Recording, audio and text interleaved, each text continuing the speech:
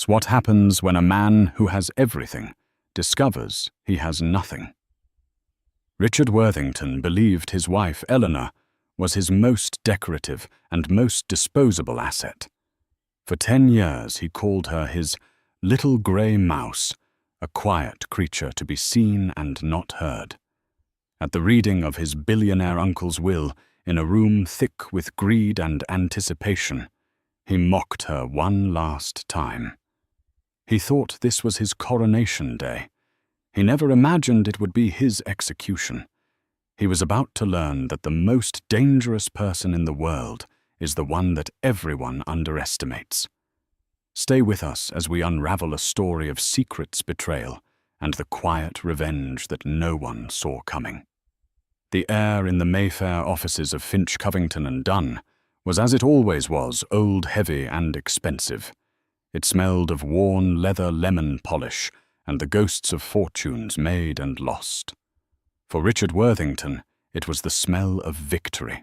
He sat in a high-backed Chesterfield chair, one leg crossed casually over the other, the light catching the perfect sheen of his $2,000 John Lobb shoes. Beside him, almost shrinking into the plush leather, sat his wife, Eleanor. Richard glanced at her. She was wearing a simple navy blue dress, her light brown hair pulled back in a neat, unassuming chignon. Sensible, plain, as always. He felt a familiar surge of combined irritation and pride. Irritation at her complete lack of flair and pride that he, Richard Worthington, had plucked this mousy librarian from obscurity and given her a life of unimaginable luxury. He had taught her which forks to use, which designers to wear, even if she always chose their most conservative pieces, and how to nod politely at cocktail parties without embarrassing him. She was his creation, a testament to his transformative power. "Do try to keep up, darling," he murmured, his voice low enough so only she could hear. "Alistair uses a lot of legal jargon. It can be frightfully dull. Just nod when I do." Eleanor didn't look at him. Her gaze was fixed on a grand oil painting of a stormy sea that hung opposite them. Her hands were folded neatly in her lap, her posture perfect. The only sign of her inner state was the faint whitening of her knuckles. "I'll manage, Richard," she said, her voice quiet but clear. He smirked. "Of course you will." He patted her hand condescendingly, the heavy gold of his signet ring clinking against her simple wedding band. Across the vast mahogany desk sat Mr. Alistair Finch, solicitor to the Worthington family for 3 generations. He was a man carved from granite, with eyes that had seen the very worst of human nature and had long since ceased to be surprised by it. He adjusted his half-moon spectacles and cleared his throat, the sound echoing in the silent room. Also present was Richard's sister, Beatrice, a woman who had distilled the family arrogance into its most potent form. She sat ramrod straight, her face a mask of bored entitlement, occasionally flicking an imaginary piece of lint from her Chanel tweed jacket. She had always viewed Eleanor as a social climbing parasite, and her disdain was a constant palpable force in any room they shared. "We are here today," Mr. Finch began, his voice a dry rustle of parchment, "to execute the last will and testament of Mr. Arthur Worthington. Arthur was a unique man. His wishes are specific, and as per his instructions, unalterable." Richard leaned forward, a predator sensing the kill. "Get on with it, Alistair. We all know my Uncle Arthur, despite his eccentricities, was a traditionalist, family first. Let's not drag this out." Arthur Worthington, Richard's uncle, had been the self-made industrialist branch of the family tree, a stark contrast to the inherited old money of Richard's father. Arthur had built a global logistics empire from nothing, amassing a fortune that dwarfed Richard's own considerable inheritance. He was gruff, brilliant, and had little time for the pomp and ceremony his nephew adored. Richard had always considered him a boorish workaholic, but had dutifully played the part of the devoted nephew, anticipating this very day. He estimated Arthur's net worth to be north of $900 million. His slice as Arthur's closest living male relative would be monumental. Mr. Finch picked up the thick document. Very well. First, there are several bequests to long-serving staff and various charitable trusts. He read through a list of names and figures, each one causing Richard to tap his fingers with growing impatience. 100,000 to his housekeeper, 50,000 to his driver, 1 million to the Royal Opera House. All expected pleasantries, trivialities. Now, Mr. Finch said, peering over his glasses, we come to the personal effects and properties. Richard straightened his tie. This was it. The overture was over. The main performance was about to begin. He shot Eleanor a look, a silent command to pay attention to witness the moment their lives ascended to an even higher plane of existence. A world where he wasn't just a millionaire, but a titan. Eleanor's gaze remained on the stormy seascape, her expression unreadable. She looked like a woman waiting for a bus, not one sitting at the precipice of unimaginable wealth. The sheer blandness of her, even in this moment, was infuriating to Richard. He deserved a wife who could properly appreciate the magnitude of his success. But that was a problem for another day. Today was for celebrating. Regarding the collection of vintage automobiles, Mr. Finch read his voice a monotone drone, including the 1961 Aston Martin DB4 and the 1957 Mercedes-Benz 300 SL Gullwing. Richard felt a greedy smile tug at his lips. He had spent countless hours with Arthur in his climate-controlled garage, discussing the finer points of engine displacement and chassis design. He'd already cleared a space in his own garage for the Gullwing. It was a masterpiece of engineering, a trophy he had long coveted. My entire collection, Mr. Finch continued, I bequeath to my second cousin, Mr. Daniel Peterson of Sheffield. The smile on Richard's face froze, then cracked. What Daniel Peterson? The mechanic, the man fixes buses for a living. Beatrice scoffed loudly. He came to Christmas once, I think. Spilled gravy on the Aubusson rug. Appalling. Uncle Arthur clearly had a sentimental soft spot for the working man, Richard said, forcing a laugh, though it sounded like grinding glass. A charming, if fiscally irresponsible gesture. No matter. Cars are toys. Let's move on to the more significant assets, Alistair. He waved a dismissive hand, trying to reclaim control of the room's atmosphere. Mr. Finch simply adjusted his glasses and continued. Next, the art collection. The Monet, the two Turners, and the Hepworth sculpture. This was another certainty for Richard. He and Arthur had attended auctions at Sotheby's together. Richard fancied himself a connoisseur. He had already pictured the Monet hanging in his study, a perfect backdrop for his video calls. Are to be donated in their entirety to the Tate Britain, with the specific instruction that they be displayed with a plaque reading a gift from a man who valued public beauty over private greed. Richard's jaw tightened.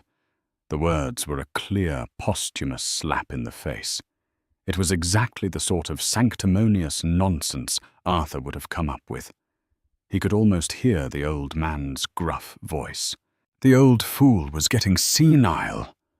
Beatrice hissed her voice a venomous whisper, giving away millions to be gawked at by tourists.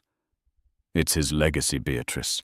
A bit ostentatious, but it's his to do with as he pleases. Richard said, his voice strained. The prize was the company Worthington Global Logistics and the vast property portfolio. The art and cars were just baubles. He had to keep his eye on the ball. He refused to let these minor setbacks rattle him. "Now," Mr. Finch said, turning a page, "we come to the primary residences. First, the estate in the Hamptons known as Seaview." Richard relaxed back into his chair. Seaview, the sprawling 10-acre oceanfront property where he'd spent his summers as a boy, the jewel of the East Coast. It was legally, morally, and emotionally his.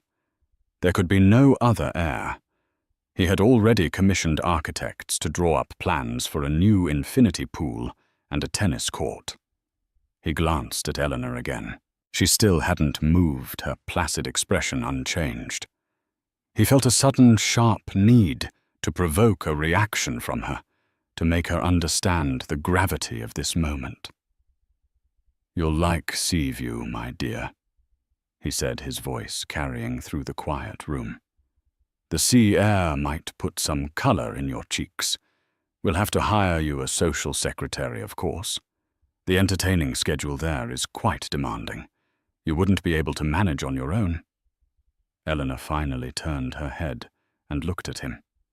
Her eyes, a soft hazel he usually found unremarkable, held a strange, assessing quality. She didn't say a word, just held his gaze for a beat too long before turning back to the painting. The silent rebuke unsettled him more than an outburst would have.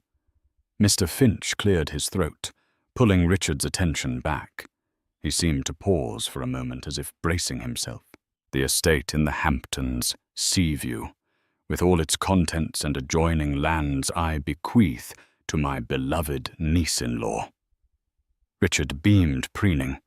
Of course Arthur would phrase it that way, leaving it to him through his wife. A classic tax avoidance strategy. A clever final nod from the old master of finance. He was about to make a magnanimous comment about his uncle's shrewdness when Mr. Finch finished the sentence. Eleanor Vance Worthington. The name hung in the air, heavy and impossible. For a moment there was only the sound of the antique grandfather clock in the corner, each tick a hammer blow against the stunned silence. Richard stared, his mouth slightly agape. He must have misheard. "I'm sorry, Alistair," he said, his voice dangerously calm. "There seems to be a mistake.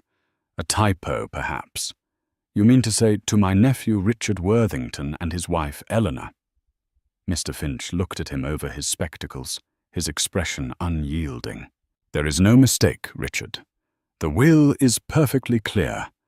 The Hamptons estate is bequeathed solely and absolutely to Eleanor Vance Worthington." Richard's face, which had been a mask of smug satisfaction, began to crumble. He turned to Eleanor, who now looked as stunned as he felt. Her hands flew to her mouth, her eyes wide with genuine shock.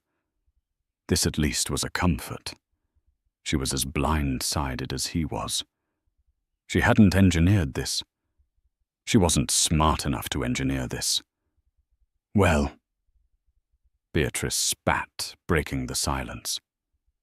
"The old man truly did lose his mind, giving a house like that to her. She'll probably turn the ballroom into a library." The insult was meant to sting, but Richard barely heard it. His mind was racing, trying to process the illogical, the impossible. It was a bizarre gesture, a whim, a final nonsensical act from a dying man. Annoying, yes. Infuriating, even. But it was just one house. An important house, but still just a fraction of the total estate. The company, the stock portfolio, the London penthouse, the Swiss chalet. They were still on the table. This was an anomaly. It had to be. He forced another laugh, louder this time, more brittle. "Well, darling," he said, turning to Eleanor, with a smile that didn't reach his cold, furious eyes. "Congratulations. You own a beach house. Don't worry, I'll handle the property managers for you. You won't have to concern yourself with the details. He was reasserting his control, putting her back in her box. But as he looked at her, truly looked at her, he saw something shift in her expression. The shock was receding, replaced by a dawning sense of something else, something he couldn't quite name. And for the first time that day, a sliver of genuine fear, cold and sharp, pierced through his arrogance. The first stone had been cast, and it had landed with the force of a wrecking ball. The grandfather clock in the corner of Alistair Finch's office seemed to grow louder, each tick measuring out the slow, agonizing dismantling of Richard Worthington's world. The shock over the Hamptons' house had settled into a tense, vibrating silence. Richard was still trying to frame it as an eccentricity, a sentimental gesture. But the seed of doubt had been planted in the fertile ground of his ego, and it was beginning to sprout. "Let us proceed," Mr. Finch said, his tone giving no quarter to the turmoil in the room. He turned the page with a crisp rustle. "Regarding the ski chalet in Gstaad, Switzerland, valued at approximately 18 million Swiss francs. Richard held his breath. The chalet was his winter sanctuary, a place of roaring fires, vintage cognacs, and effortless, masculine prestige. He and Arthur had spent a memorable Christmas there 5 years ago, a trip Richard had considered a bonding success. "I bequeath it in its entirety. Mr. Finch read, his eyes fixed on the page, to Eleanor Vance Worthington. The words struck Richard like a physical blow. A wave of dizziness washed over him. "No," he whispered, the sound barely audible. That's not possible." Beatrice shot to her feet. "This is a farce, Alistair. You must have read that incorrectly. Check it again." Mr. Finch slowly lifted his head, his gaze settling on Beatrice with weary patience. "Mrs. Albright, I have been practicing law in this city for 45 years. I do not make clerical errors during the reading of a 9-figure will. The document is clear." Richard turned his head slowly, as if against a great pressure, to look at his wife. Eleanor's hands were no longer at her mouth. They were resting in her lap again, but not meekly. There was a stillness about her now, a centeredness. The initial shock had passed, and in its place was a quiet, profound bewilderment that was slowly hardening into something else. She was looking at the will in Mr. Finch's hands, her brow furrowed in deep concentration, as if she were trying to solve a complex puzzle. "Eleanor," Richard's voice was a harsh grate. "Did you know about this? Did you speak to my uncle? Did you do something?" The accusation was plain that she, his little grey mouse, had somehow poisoned his uncle's mind, manipulated a dying man. Eleanor met his gaze. Her hazel eyes, which he had always dismissed as plain, now seemed deep and unreadable. "Of course not, Richard.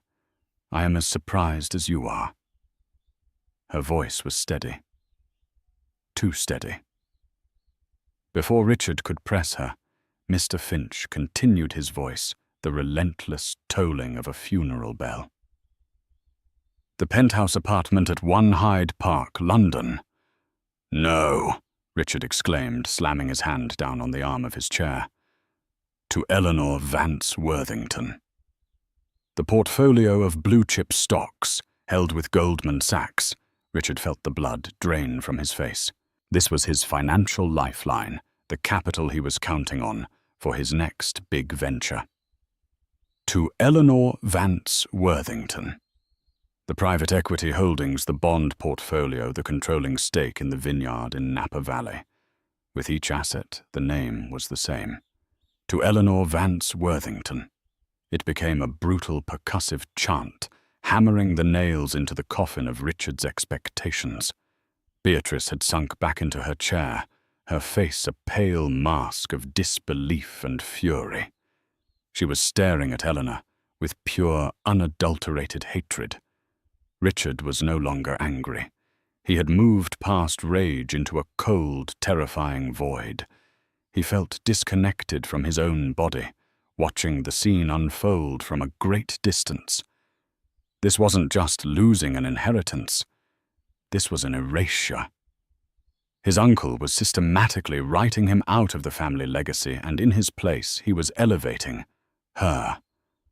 The quiet, unassuming woman he had treated as little more than a piece of household furniture. Finally, Mr. Finch reached the last major item, the crown jewel, the very heart of the empire. "And now," he said, pausing to take a sip of water, "we come to Worthington Global Logistics, the entirety of my controlling shares representing 54% of the company." Richard leaned forward, his entire body trembling. This was it. The final test. Arthur couldn't. He couldn't. Giving her houses and stocks was one thing, madness, but a form of madness he could perhaps comprehend. But the company, his life's work. It required a skilled hand, an iron will. It required him. "Along with my seat as chairman of the board," Finch concluded, "I bequeath in trust to my niece-in-law, Eleanor Vance Worthington." The room fell into a silence so profound it seemed to have a physical weight. Richard felt as if the air had been sucked from his lungs. He stared at Eleanor, truly seeing her for the first time in a decade. The mouse, the librarian, the woman he mocked for not being able to balance a checkbook, was now the majority shareholder and chairman of a multi-billion-dollar international corporation. It was more than an insult. It was a joke, a cosmic, devastating joke, and he was the punchline. "This is illegal." He finally choked out, his voice hoarse. He was of unsound mind. She manipulated him. "We will contest this. We will drag her through every court in this country. I will see you get nothing." Eleanor. Eleanor, who had been listening with an almost academic focus, finally turned her full attention to him. The transformation was startling. The meekness was gone. The timidity had evaporated. In its place was a quiet, unshakable composure. She looked at him not as a wife looks at her husband, but as a queen might look at a court jester who has made a particularly foolish spectacle of himself. "Be quiet, Richard," she said. Her voice wasn't loud, but it cut through his tirade like a shard of glass. The command was so unexpected, so out of character, that he actually obeyed. Mr. Finch held up a hand. "Before you make any further threats, Richard, you should be aware that your uncle anticipated such a reaction. He included a specific clause to address it." He flipped a page and read, "Should my nephew Richard Worthington, or his sister Beatrice Albright, or any other party attempt to legally contest this will or any of its provisions in any way, shape, or form, a final codicil shall be enacted. The bequest to Richard of my vintage Patek Philippe watch collection, and the bequest to Beatrice of my mother's jewelry, shall be immediately nullified. These items will instead be sold at public auction, with all proceeds donated to the Eleanor Vance Foundation for Adult Literacy." Richard felt the last of his strength leave him. The watches, the last sentimental tie to his uncle, a collection they had started together. Even that was conditional on his good behavior. He had been completely, utterly, and perfectly trapped. But the final blow was yet to come. Mr. Finch put down the will and picked up a single sealed envelope from his desk. It was addressed in Arthur's spidery, forceful hand. The name on the envelope was not his. It was Eleanor's. "Arthur left a private letter for you, Mrs. Worthington." Mr. Finch said, his expression softening for the first time that day. He instructed that you read it now. He handed the envelope to Eleanor. As her fingers closed around it, Richard felt a chilling premonition. The unraveling was not over. The true explanation, the heart of the mystery, was in that envelope. And he knew with a certainty that froze the marrow in his bones, that it would destroy him completely. Eleanor's fingers, steady and sure, broke the wax seal on the envelope. The sound was a small, sharp crack in the suffocating silence of the room. Richard watched her, his mind a maelstrom of denial and dawning horror. This was not a random act of a senile old man. This was a plan. A meticulously constructed, ruthlessly executed plan. And he was beginning to suspect that his quiet, unassuming wife was not a pawn in the game, but a player. She unfolded the single sheet of thick, cream-colored paper and began to read silently. Her eyes scanned the lines of Arthur's familiar scrawl. Richard tried to read her expression, but it was a mask of calm neutrality. The seconds stretched into an eternity. He could hear his own heartbeat, a frantic, panicked drum against his ribs. After what felt like a lifetime, Eleanor looked up first at Mr. Finch, then at Beatrice, and finally her gaze settled on Richard. The look in her eyes was not one of triumph or pity or even anger. It was one of clarity. It was the look of someone who finally understood the entire picture. "My uncle," Richard stammered. "What did he say?" Eleanor folded the letter carefully and placed it on the desk. "He explains everything," she said, her voice imbued with a new quiet authority. "He says that for the last 10 years he watched you." Her words were directed at Richard, but she spoke as if addressing the room. "He watched you marry a woman you thought was your intellectual and social inferior. He watched you systematically try to sand down her edges to make her fit into the tiny ornamental box you designed for her. He watched you mock her interests, dismiss her opinions, and treat her not as a partner, but as a project." Beatrice let out an indignant snort. "Oh, please." She was a librarian from Norfolk. "Richard gave her the world. He gave me a cage." Eleanor corrected her voice, still level yet carrying an undeniable weight. "A beautiful gilded cage, but a cage nonetheless." And Arthur saw that. He saw that Richard didn't want a wife. He wanted a mirror that would reflect his own perceived magnificence. She paused, letting the words sink in. Richard felt sick. He was hearing his own private, unspoken thoughts being broadcast to the room.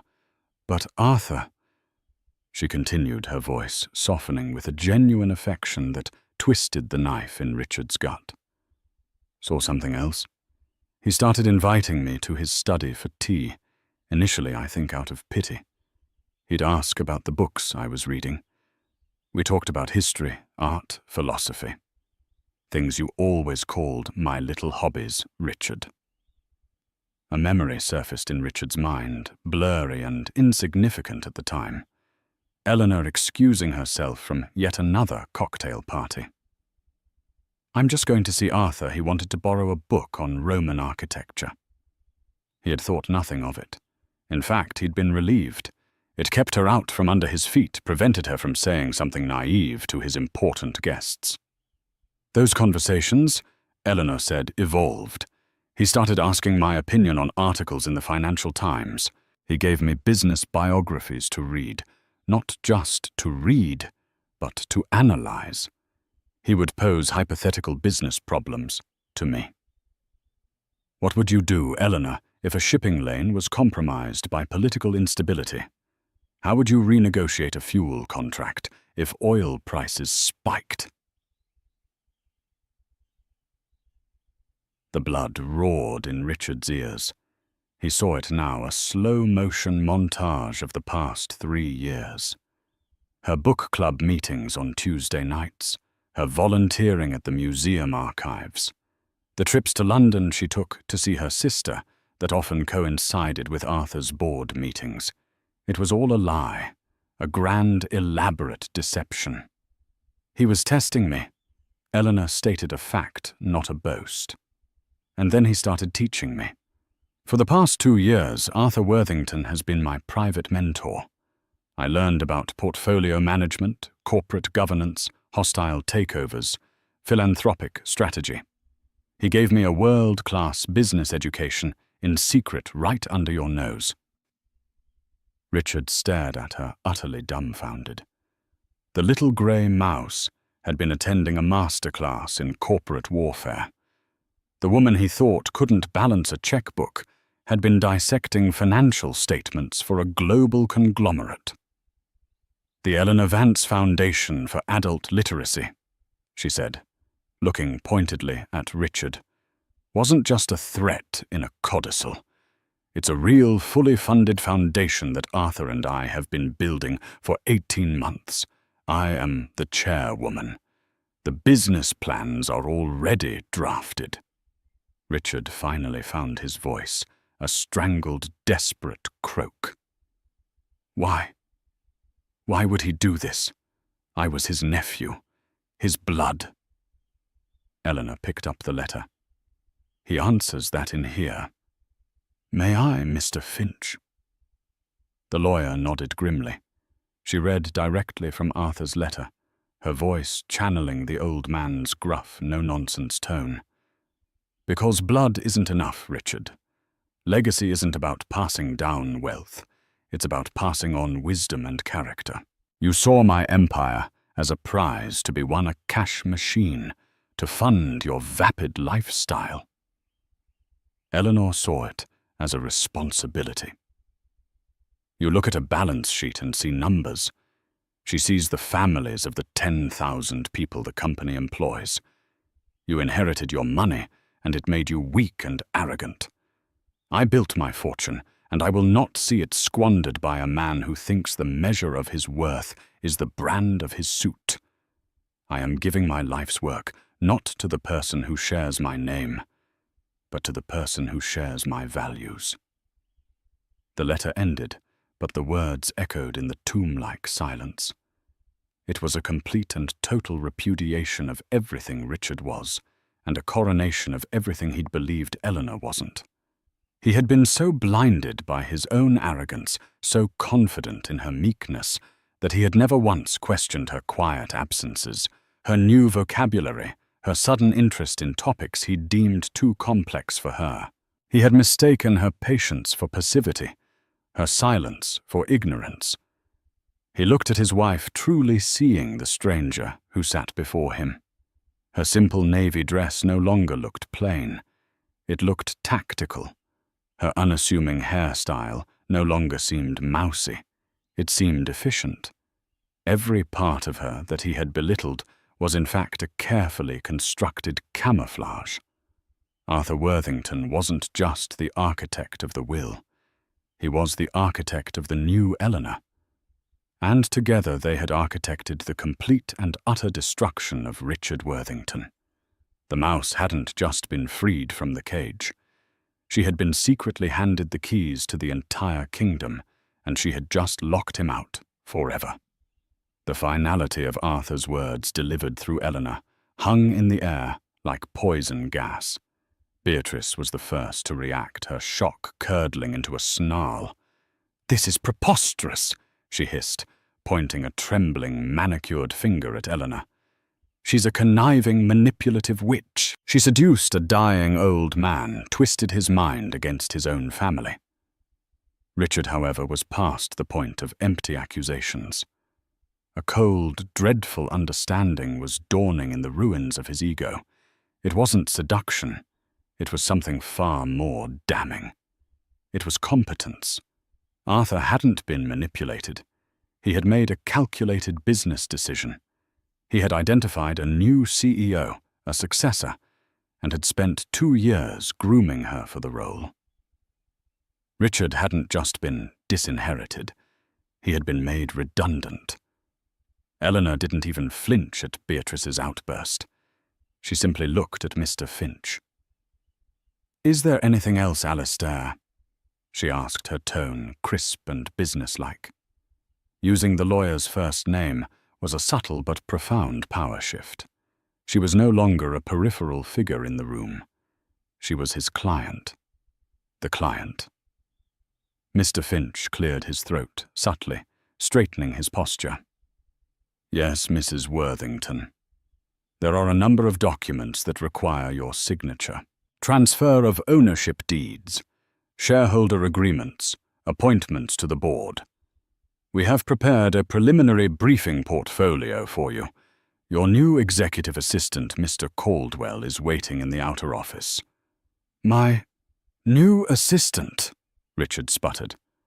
"I have an assistant named Caldwell," had Eleanor corrected him gently without a trace of malice. It was a simple statement of fact. Arthur thought it best to ensure a smooth transition with someone already familiar with the Worthington family schedule. Mr. Caldwell was offered a substantial salary increase and a position on my personal staff last week. He accepted yesterday. Betrayal upon betrayal. Even his staff had been poached from under him. He had been hollowed out, his entire infrastructure of power dismantled and reassembled around her. "And one more thing," Mr. Finch added, sliding a slim red leather-bound folder across the desk toward Eleanor. "Arthur stipulated that this be given to you immediately. It is the complete opposition research file your husband had compiled on his primary business rival, Sir Julian Croft of Croft Logistics. Arthur acquired it some months ago. He believed, and I quote, 'It's time for a shark to deal with a shark.'" Eleanor took the folder, her expression unreadable. She didn't open it. She simply placed it beside Arthur's letter. The message was clear. The games of the corporate world were now her games to play. Richard stared at the folder. He had paid a private intelligence firm a small fortune for that research. It was the key to a hostile takeover he had been planning for a year, the move that was supposed to cement his reputation as a brilliant corporate raider. And now it was in her hands. A weapon he had forged now aimed directly at his own future. The meeting was over. Mr. Finch stood a clear signal for them to leave. Eleanor rose with a grace and poise that seemed entirely new. Beatrice, sputtering with impotent rage, stormed out of the room without a backward glance. That left just Richard and Eleanor. For a moment they stood in silence, the vast mahogany desk between them, a chasm representing the new reality of their lives. The power dynamic had not just shifted, it had inverted with the gravitational force of a collapsing star. "Eleanor," Richard began, his voice raspy, desperate. He didn't know what he was going to say. Plead, threaten, appeal to the 10 years they had shared, our life, our home. "You mean my home?" she corrected him again, not cruelly but with devastating precision. "The Mayfair townhouse is part of the Worthington Trust, which I now control. The cars in the garage belong to the estate. The staff are on the estate's payroll." She looked him up and down, her gaze taking in his expensive suit, his watch, his perfect shoes. "Richard, the only thing in this room that you truly own is the suit you're standing in." He felt a profound, gut-wrenching vertigo, the feeling of the entire world dropping away from beneath his feet. He had spent his life surrounded by the trappings of wealth, believing them to be a reflection of his own innate superiority. He had never considered that they could all be taken away. "What do you want me to do?" he asked the question, a raw admission of defeat. "I have instructed Mr. Caldwell to pack a suitcase for you with a week's worth of clothes. It will be delivered to the concierge at the Savoy this evening, where a room has been booked in your name for 1 week. The bill will be settled by the estate. After that, you are on your own," she stated calmly. I believe your personal bank accounts, the ones from your own inheritance, are still intact. You are not destitute, but you are no longer a Worthington in any financial sense." It was a severance, clean, clinical, and utterly brutal. She was giving him a week to disappear from her life. He took a step toward her, his hands outstretched in a gesture of supplication. "Ellie, please, we can talk about this. We are still husband and wife." She took a half step back, and the warmth in her eyes, if there had ever been any, was gone, replaced by a cool, dispassionate steel. "No, Richard," she said, her voice dropping to a near whisper, a whisper that carried more power than all his shouting. "You were never a husband to me. You were a curator. You collected a wife you thought was a modest piece, and you put her on display.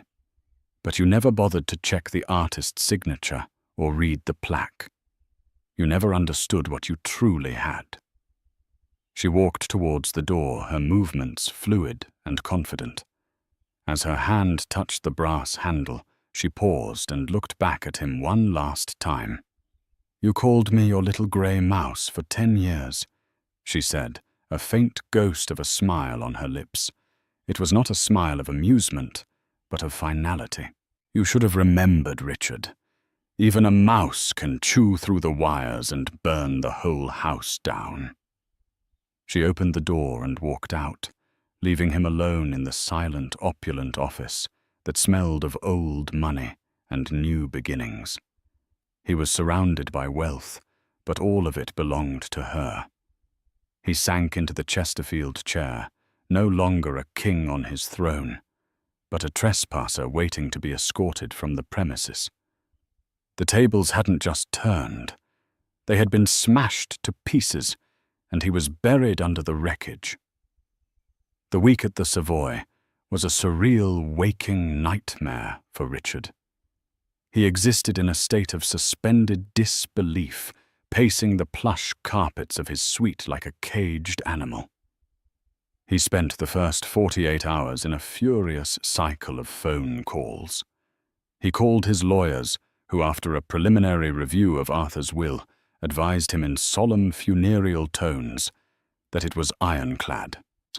Arthur had dotted every I and crossed every T, including regular documented psychiatric evaluations in his final years, confirming his lucidity. Contesting the will would be career suicide for any reputable lawyer, and would only serve to publicly humiliate Richard further. He called his banker only to have his private client manager, a man he played golf with, speak to him with a new deferential coolness, inquiring about his change in circumstances. News travelled fast in their world. He was no longer Richard Worthington, the Titan-in-waiting. He was a cautionary tale, a ghost at the feast of the wealthy. His calls to friends went largely unreturned. The few who did answer offered clumsy, awkward condolences, their haste to get off the phone palpable. He was a liability now, a pariah. His sister Beatrice had fled to their family's old country home in the Cotswolds, one of the few properties tied to their father's side of the family, and thus safe from Arthur's will to lick her wounds, refusing to even speak with him. She blamed him somehow for the whole debacle. By the 5th day, the rage had curdled into a thick, bitter desperation. His à la carte breakfasts of smoked salmon and scrambled eggs tasted like ash. The vintage champagne from the minibar offered no comfort. He would stand at the window looking down at the Thames and see not a city of opportunity, but a kingdom from which he had been exiled. It was the little things that cut the deepest. The automatic way he reached for his Patek Philippe, only to find his wrist bare. The realization that his membership at the exclusive St. James's Club was tied to the Worthington corporate account. The cold dread that washed over him when he saw a headline in the Financial Times, "Eleanor Vance Worthington takes the helm at global logistics giant." The article featured a photograph of her. It was a picture he'd never seen before. She was standing on the steps of the company headquarters, flanked by the board of directors. She was wearing a tailored dark grey Armani suit, her hair styled not in its usual severe chignon, but in soft professional waves. She wasn't smiling, but her expression was one of absolute confidence and control. The article praised her seamless transition and quoted anonymous sources from within the company who were impressed by her incisive grasp of the logistical challenges facing the industry. It spoke of her quiet intelligence and steely resolve. They were describing a stranger. On his final evening at the hotel, he decided to make one last desperate gambit. He took a taxi to the Mayfair townhouse. Their townhouse. Her townhouse. He used his old key, half expecting the locks to have been changed. To his surprise, it worked. He stepped inside. The house was silent. The air felt different, lighter. The heavy, oppressive scent of his cigars was gone, replaced by the faint, clean fragrance of lilies. His portrait, a pompous oil painting he had commissioned of himself, was gone from its prominent place in the grand foyer. In its place hung a beautiful, calming, abstract piece he didn't recognize. He walked into the study, his former sanctuary. The leather-bound books on corporate law and finance were gone from the shelves. In their place were volumes of poetry, history, and classic literature. The room was no longer a monument to his ego. It was a space for thought and reflection. It was her. He found her in the drawing room. She was sitting not on the formal sofa, but on the floor, surrounded by blueprints and papers, a mug of what looked like tea steaming beside her.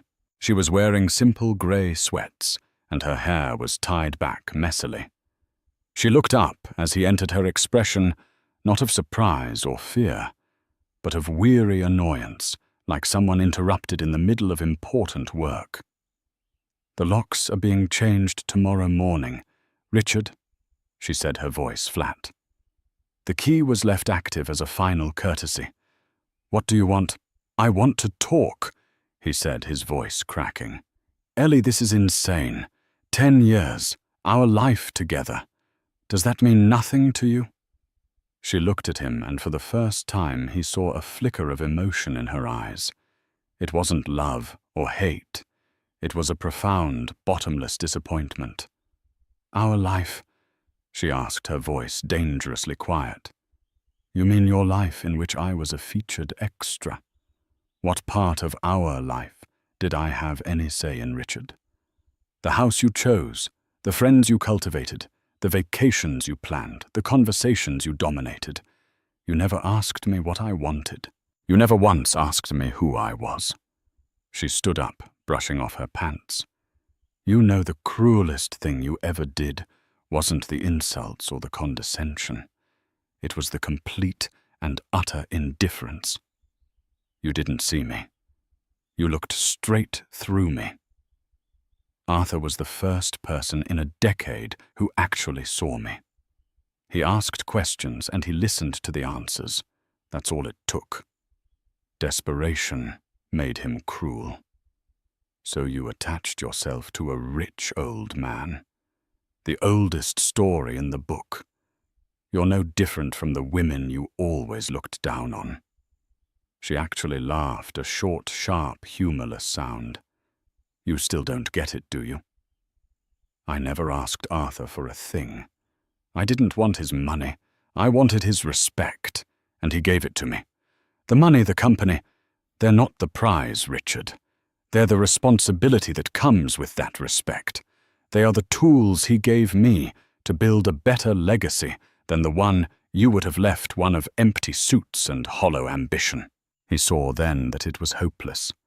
He was arguing about the past with a woman who was already living 5 years in the future.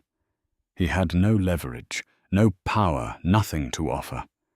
He was a ghost in his own home, haunting the memories of a life that was no longer his. Just tell me one thing, he said, his shoulders slumping in final defeat. When you sat with me, at all those dinners, all those parties, knowing this was happening, what were you thinking? She looked at him, her gaze direct and unflinching. I was thinking, she said, slowly, that I was composing your eulogy. Not for your death, Richard. For your irrelevance. He had nothing left to say. He turned and walked out of the house, closing the door softly behind him. The click of the latch was the sound of his old life ending. As he stood on the cold London pavement, the taxi he had left waiting for him looked less like a ride and more like a getaway car from the scene of his own demise.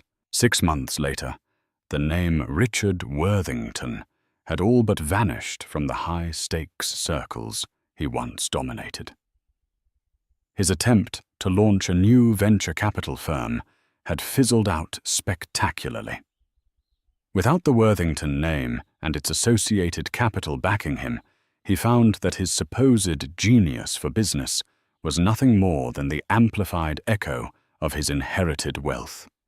His charisma curdled into desperation. His confidence looked like arrogance without the fortune to justify it. He was forced to sell his father's remaining assets, including the Cotswolds country home, to cover his debts. He moved into a respectable but painfully anonymous apartment in Kensington, a man living in the shadow of a life he once owned. The name on everyone's lips was Eleanor Vance. Not Worthington. She had legally reverted to her maiden name, a public declaration of her new identity. She proved to be everything Arthur had banked on, and more. She didn't run Worthington Global Logistics with the slash-and-burn aggression Richard would have. Instead, she operated with a quiet, surgical precision. She divested from ethically dubious partnerships, absorbing the short-term loss for long-term stability and reputation. She invested heavily in green technology for their shipping fleet, a move initially mocked by rivals like Sir Julian Croft, but one that earned her massive government subsidies and the loyalty of a new generation of eco-conscious clients. The opposition research file on Croft was not used for a hostile takeover. Instead, Eleanor found a single critical piece of information within it. Croft's supply chain was critically vulnerable in Southeast Asia. Rather than exploit it, she arranged a meeting. In the type of bold, counterintuitive move that was becoming her signature, she proposed a strategic alliance, pooling their resources to stabilize the region's shipping routes for both companies. Croft, a man even more arrogant than Richard, was so stunned by her foresight and audacity that he agreed. The resulting partnership created an unshakable behemoth in the logistics world and sent the company's stock price soaring. Eleanor Vance was not a socialite. She didn't appear in the glossy pages of Tatler or Vanity Fair. She gave her interviews to the Financial Times and The Economist. She moved the company's grand philanthropic gala from a ballroom to a university campus, rebranding it as a summit for innovation in education, with proceeds directly funding the now thriving Eleanor Vance Foundation. She was building something real, something lasting. Her personal life remained intensely private. The Mayfair townhouse was sold. In its place, she bought a beautiful but understated home in Holland Park, one known for its garden squares rather than its ostentatious facades. She was occasionally photographed walking her rescue dog, dressed in comfortable jeans and a sweater, looking for all the world like the librarian she once was. But there was a new light in her eyes, not the harsh glare of power, but the warm glow of purpose. One crisp autumn afternoon, Richard was sitting alone at an outdoor cafe, nursing a cup of coffee he could now barely afford. A newspaper lay abandoned on the adjacent table. The headline caught his eye. Vance pledges $100 million to establish Global Literacy Initiative. There was a picture of Eleanor standing at a podium, addressing the United Nations. She looked serene, powerful, and completely in her element. He read the article, his coffee growing cold. She spoke of how access to knowledge was the ultimate form of empowerment. She spoke of her own love for books, for the quiet worlds they held, and of her belief that a single, well-read mind could change the world. He looked at the determined, hopeful face of the woman in the picture, and finally understood. Arthur hadn't just given her his money. He had given her a platform for her soul. He had seen the strength she held in her quietness, the passion she hid behind her unassuming exterior, and he had given her the tools to share it with the world. Richard's inheritance would have been a continuation of more of the same, more houses, more cars, more parties, more emptiness. Her inheritance, the one she had truly earned through her character, was a chance to make a difference. He folded the newspaper and left it on the table. For the first time in his life, he felt no anger, no jealousy, only a vast, hollow emptiness. He had mocked his wife at a will reading, believing he was the star of the show. He now realized he was nothing more than a footnote in the first chapter of her extraordinary life. He had lost an empire, but she had inherited a purpose, and in the end, he knew with a bitter certainty which of them was truly the poorer for it. Richard Worthington learned the hardest lesson of all, that true power isn't about the noise you make, but the impact you leave behind. He saw his wife as an object, and in the end, he became an object himself, an object of pity, a lesson in arrogance. Eleanor Vance, the little grey mouse, showed the world that strength doesn't always roar. Sometimes it reads, it learns, it plans, and it waits for the perfect moment to rewrite its own story. Her story is a powerful reminder that we should never, ever underestimate the quiet ones. They might just be holding the keys to the entire kingdom. What did you think of Eleanor's incredible transformation? Was Richard's downfall deserved, or was Arthur's plan too cruel? Let us know your thoughts in the comments below. We read every single one. If you enjoy stories about justice, hidden strength, and an underdog's triumph, please hit that like button. Share this video with someone who needs to see it, and most importantly, subscribe to our channel for more unforgettable real-life dramas every week. Thank you for listening.